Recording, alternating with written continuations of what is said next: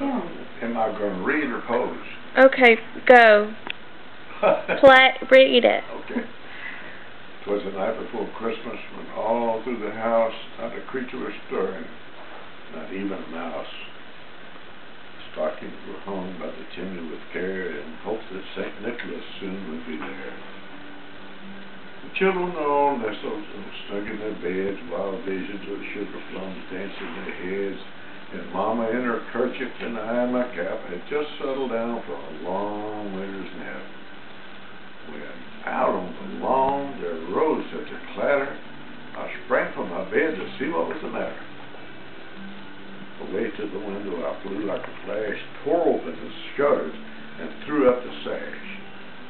The moon, on the breast of the new-fallen snow, gave a luster of midday to the offshoots below, when what to my wondering eyes should appear but a miniature sleigh and 8 tiny reindeer, with a little old driver so lively and quick, I knew in a moment it must be St. Nick.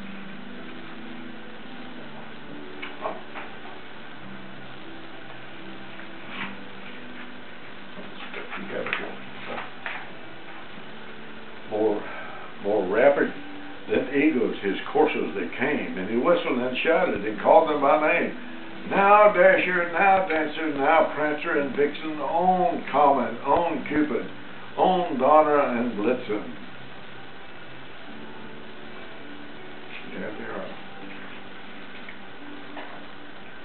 To the top of the porch, to the top of the wall, now dash away, dash away, dash away all. The dry leaves before the wild hurricane fly when they meet with an obstacle mount to the sky. So up to the housetops the coursers they flew, with a sleigh full of toys, and St. Nicholas too. And then in a twinkling I heard on the roof the prancing and pawing of each little hoof.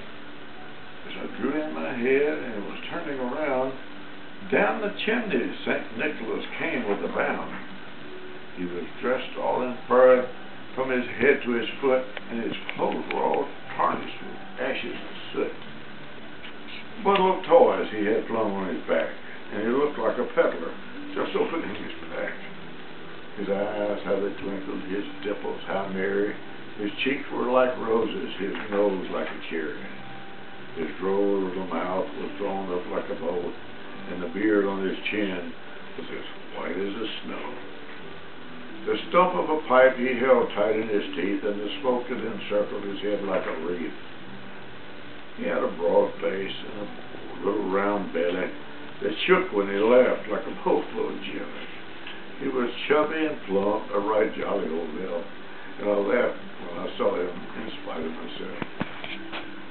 A wink of his eye and a twist of his head soon gave me to know that I had nothing to dread. He spoke not a word, but went straight to his work, and filled all the stockings, then turned with a jerk, and laying his finger beside his nose, and giving a nod up the chimney he rose. He sprang to his sleigh, to his team gave a whistle, and away they all flew like the down of a thistle.